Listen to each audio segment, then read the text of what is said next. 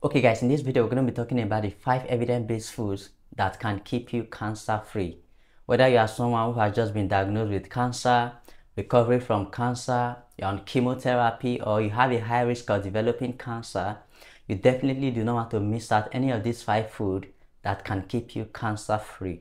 I am Ofure, a biochemist, and on this channel we discuss evidence-based tips on how to stay healthy. If this is your first time watching my video, kindly hit the subscribe button and then let's jump right in. So starting with food number 1, I'm talking about broccoli. Specifically, I'm talking about the broccoli sprout, which is the immature broccoli, the few days old broccoli. Now, broccoli sprout is actually a cruciferous vegetable, and just like every other type of cruciferous vegetable, they contain a very interesting compound, but broccoli sprout contain a higher concentration of this compound than any other form of cruciferous vegetable. So there is a molecule that is found in broccoli sprout called glucurophanine and the enzyme called myrosinase. Now this enzyme and this molecule are located in separate form in this vegetable. So when you consume this vegetable, when you chop them or when you chew them, this disruption process is going to make glucurophanine and the enzyme myrosinase to come in contact with each other, and that is going to spike up a biochemical reaction leading to the formation of sulforaphane, which is a very interesting compound. All right, now sulforaphane is also very heat sensitive, so if you boil your cruciferous vegetable, if you boil your broccoli sprout or you cook them, you can lose a significant amount of sulforaphane. And also sulforaphane is water soluble, which means that smaller portion of it may leak out in water. So what I like to do is to chop them into my salad, and then that is just going to give me the full benefit of sulforaphane. So the question now is, what does sulforaphane actually do? Well, normally cancer cells have their own separate blood vessels from a healthy cells that supplies them with some essential nutrients and oxygen that fuels their growth and proliferation. Now the process of forming a new blood vessel by the cancer cell is called angiogenesis. But the interesting thing is that when you consume broccoli sprout, which is a great source of sulforaphane, sulforaphane is going to inhibit a process which is angiogenesis that is essential for the survival of cancer cells.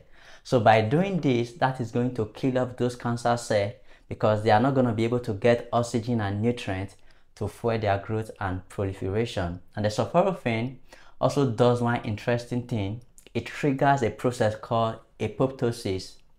So apoptosis is also called the programmed cell death. It's going to mark out those cancer cells, those unhealthy cells, for destruction.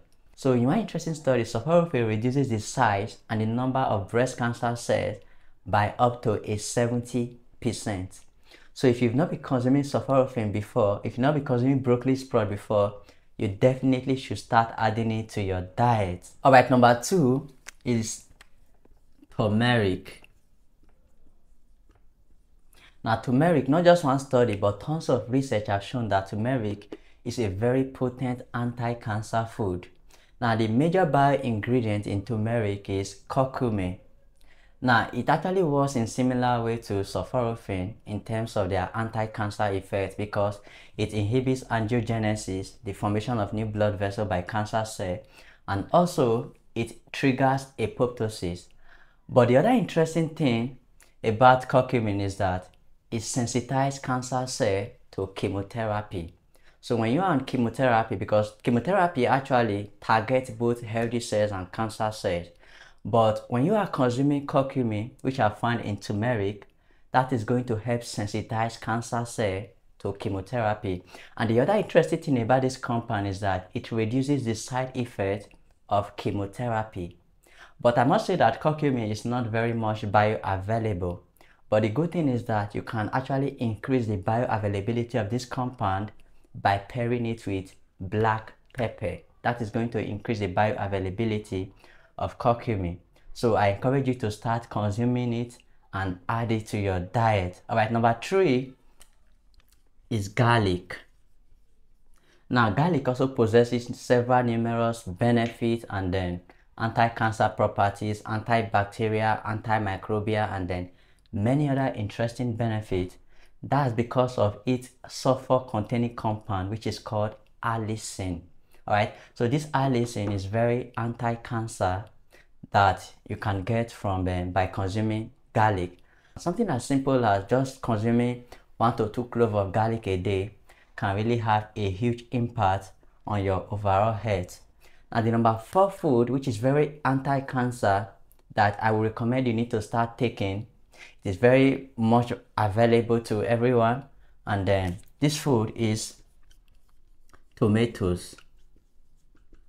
Now tomatoes is very anti-cancer, especially if you have prostate cancer. That's because it's a great source of lycopene, which helps to reduce inflammation in your prostate. And studies have actually shown that lycopene can decrease the risk of prostate cancer by more than 45%. Alright, there are tons of research that supports the anti-cancer properties of lycopene. So tomatoes is actually very much available to everyone, and what I like to do is to take some tomatoes, put it inside my blender, and then the good thing is that you can actually pair your garlic with your tomatoes. That is just going to give you the double benefit. So after blending it, you're going to fry it with extra virgin oil. Alright, that is just going to give you the anti-cancer properties or the anti-cancer effects. Alright, now the number 5 food, which is very anti-cancer, that I will actually recommend you need to start taking, is blueberry. Now blueberry contain a very important compound called anthocyanin, which gives blueberry their characteristics and then their vibrant color. Now what does anthocyanin do? It is anti-cancer, it is antibacterial, antifungal, and very anti-inflammatory, as well as antioxidant. Alright, so blueberry is actually the most simplest thing to take among these foods. Alright, so you just take some frozen blueberry and then add it to your smoothie. It's not just going to give you the anti-cancer effect, it's also going to improve your mood, your mental clarity, and your mental focus. Alright, so I encourage you to start eating all of these foods as often as possible. I've actually made a video on some of the world's most healthiest vegetables. Make sure to check it out, and then see you in the next video. Happy New Year to you.